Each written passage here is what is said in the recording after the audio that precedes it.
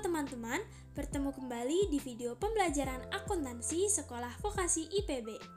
Perkenalkan, saya Ayu Amelia Putri, yang pada kesempatan kali ini saya akan menjelaskan mata kuliah sistem akuntansi terkait materi penjualan kredit. Yuk, mari kita simak video pembelajaran berikut ini.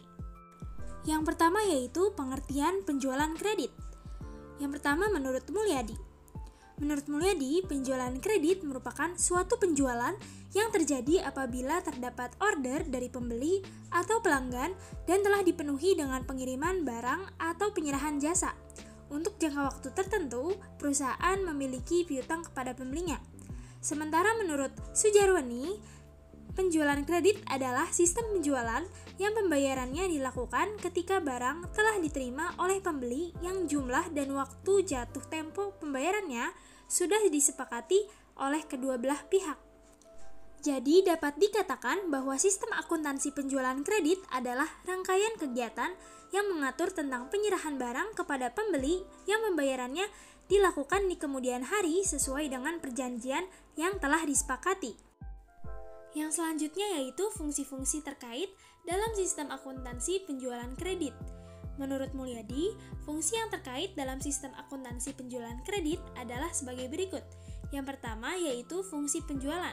Fungsi ini bertanggung jawab untuk menerima surat order dari pembeli, mengedit order dari pelanggan untuk menambah informasi yang belum ada pada surat order tersebut, contohnya seperti spesifikasi barang dan rute pengiriman, kemudian meminta otorisasi kredit, menentukan tanggal pengiriman barang, dari gudang mana barang akan dikirim, dan mengisi surat order pengiriman. Fungsi ini juga bertanggung jawab untuk membuat back order pada saat diketahui tidak tersedianya persediaan untuk memenuhi order dari pelanggan. Yang kedua yaitu fungsi kredit. Fungsi ini bertanggung jawab untuk meneliti status kredit pelanggan dan memberikan otorisasi pemberian kredit kepada pelanggan. Yang ketiga yaitu fungsi gudang. Fungsi ini bertanggung jawab menyimpan dan menyiapkan barang yang dipesan oleh pelanggan, serta menyerahkan barang ke fungsi pengiriman. Yang keempat yaitu fungsi pengiriman. Fungsi ini bertanggung jawab untuk menyerahkan barang atas dasar surat order pengiriman yang diterimanya dari fungsi penjualan. Fungsi ini bertanggung jawab untuk menjamin bahwa tidak ada barang yang keluar dari perusahaan tanpa ada otorisasi dari yang berwenang. Yang kelima yaitu fungsi penagihan. Fungsi ini bertanggung jawab untuk membuat dan mengirimkan faktur penjualan kepada pelanggan, serta menyediakan kopi faktur bagi kepentingan pencatatan transaksi penjualan oleh fungsi akuntansi. Yang terakhir atau yang keenam yaitu fungsi akuntansi. Fungsi ini bertanggung jawab untuk mencatat piutang yang timbul dari transaksi penjualan kredit dan membuat serta mengirimkan pernyataan piutang kepada debitur, serta membuat laporan penjualan. Fungsi ini juga bertanggung jawab untuk mencatat harga pokok persediaan yang dijual ke dalam kartu persediaan. Yang selanjutnya yaitu informasi yang diperlukan oleh manajemen. Menurut Mulyadi, informasi yang umumnya diperlukan oleh manajemen dari kegiatan penjualan kredit yang pertama yaitu jumlah pendapatan penjualan menurut jenis produk atau kelompok produk selama jangka waktu tertentu. Yang kedua, jumlah piutang kepada setiap debitur dari transaksi penjualan kredit. Yang ketiga, jumlah harga pokok produk yang dijual selama jangka waktu tertentu. Yang keempat, nama dan alamat pembeli.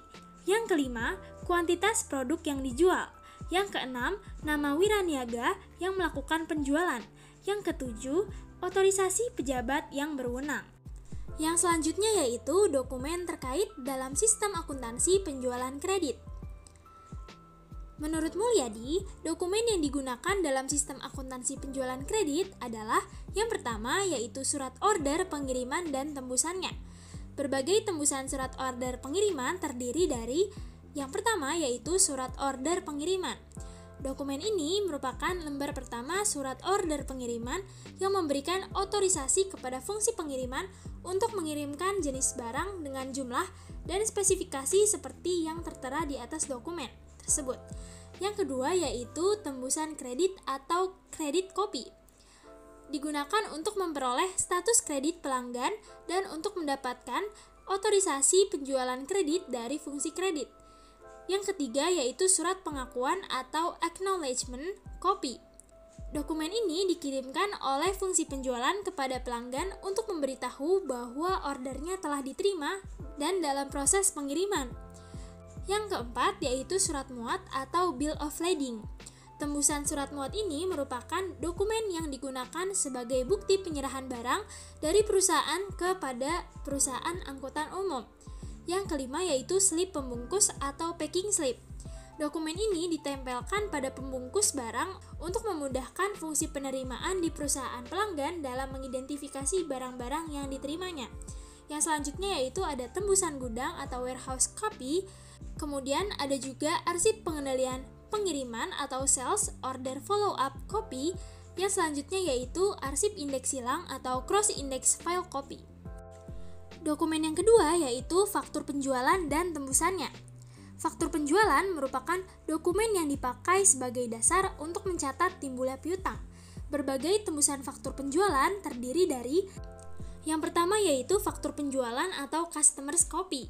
Yang kedua yaitu tembusan piutang atau account receivable copy. Yang ketiga yaitu tembusan jurnal penjualan atau sales journal copy. Yang keempat yaitu tembusan analisis atau analysis copy. Yang kelima yaitu tembusan wiraniaga atau salesperson copy. Dokumen ketiga yaitu rekapitulasi harga pokok penjualan, yang merupakan dokumen pendukung yang digunakan untuk menghitung total harga pokok produk yang dijual selama periode akuntansi tertentu. Data yang dicantumkan dalam rekapitulasi harga pokok penjualan berasal dari kartu persediaan. Kemudian, dokumen yang keempat yaitu bukti memorial, yang merupakan dokumen sumber untuk dasar pencatatan ke dalam jurnal umum. Dalam sistem penjualan kredit, bukti memorial merupakan dokumen sumber untuk mencatat harga pokok produk yang dijual dalam periode akuntansi tertentu. Yang selanjutnya yaitu catatan terkait dalam sistem akuntansi penjualan kredit. Menurut Mulyadi, catatan akuntansi yang digunakan dalam sistem akuntansi penjualan kredit adalah yang pertama yaitu jurnal penjualan, yang kedua yaitu kartu piutang. Catatan akuntansi ini merupakan sebagai buku pembantu yang berisi rincian mutasi piutang perusahaan kepada tiap-tiap debiturnya. Yang ketiga yaitu kartu persediaan, yang merupakan buku pembantu yang berisi rincian mutasi setiap jenis persediaan. Yang keempat yaitu kartu gudang. Catatan ini diselenggarakan oleh fungsi gudang untuk mencatat mutasi dan persediaan fisik barang yang disimpan di gudang. Yang kelima yaitu jurnal umum. Catatan akuntansi ini digunakan untuk mencatat harga pokok produk yang terjual selama periode akuntansi tertentu. Yang selanjutnya yaitu jaringan prosedur yang membentuk sistem akuntansi penjualan kredit. Menurut Mulyadi, prosedur yang membentuk sistem akuntansi penjualan kredit adalah yang pertama yaitu prosedur order penjualan. Dalam prosedur ini, fungsi penjualan menerima order dari pembeli dan menambahkan informasi penting pada surat order dari pembeli.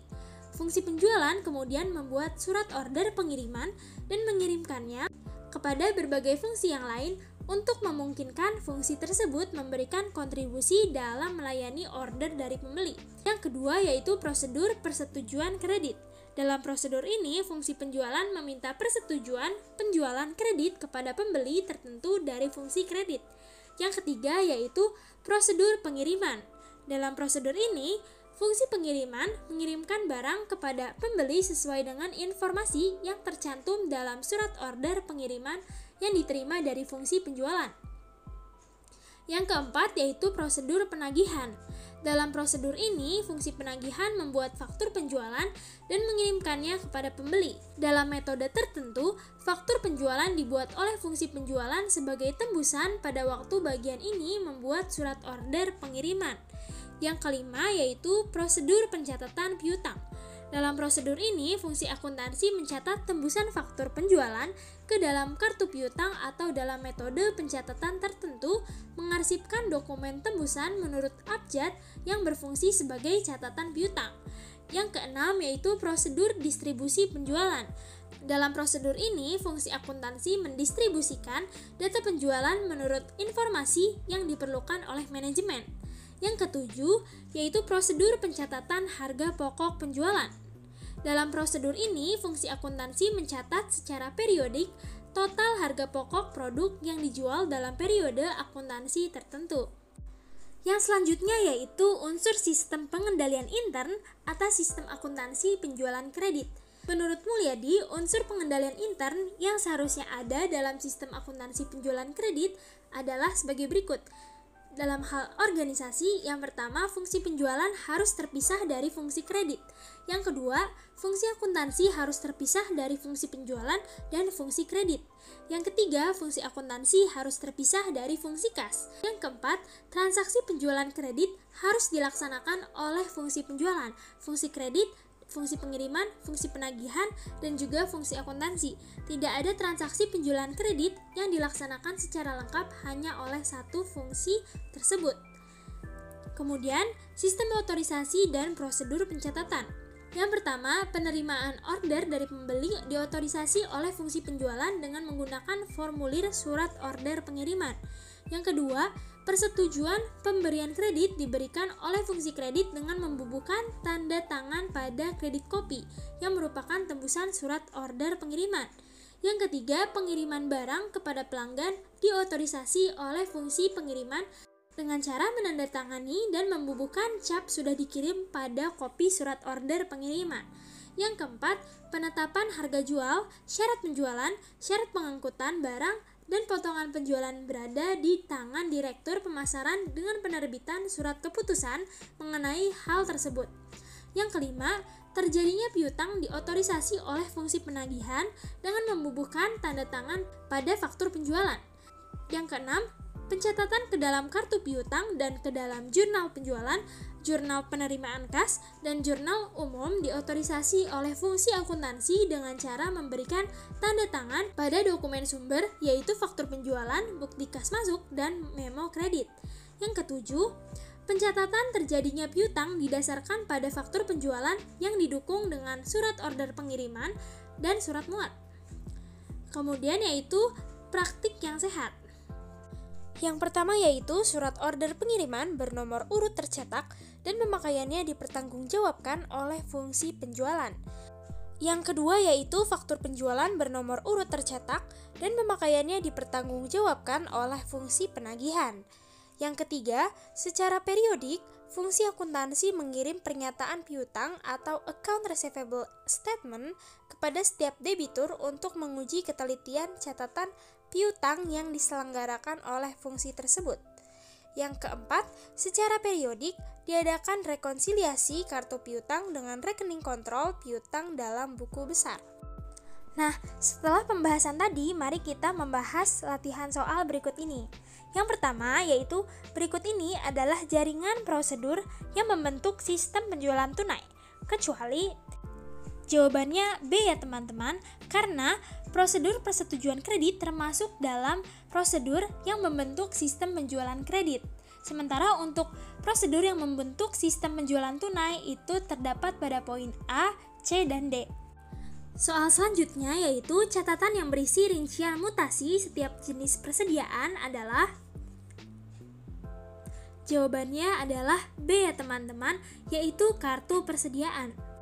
Seperti yang sudah saya jelaskan sebelumnya, kartu persediaan merupakan buku pembantu yang berisi rincian mutasi setiap jenis persediaannya. Sementara untuk kartu piutang itu buku pembantu yang berisi rincian mutasi piutang perusahaan kepada tiap-tiap debiturnya. Sementara untuk kartu gudang, yaitu mutasi dan persediaan fisik barang yang disimpan di gudang.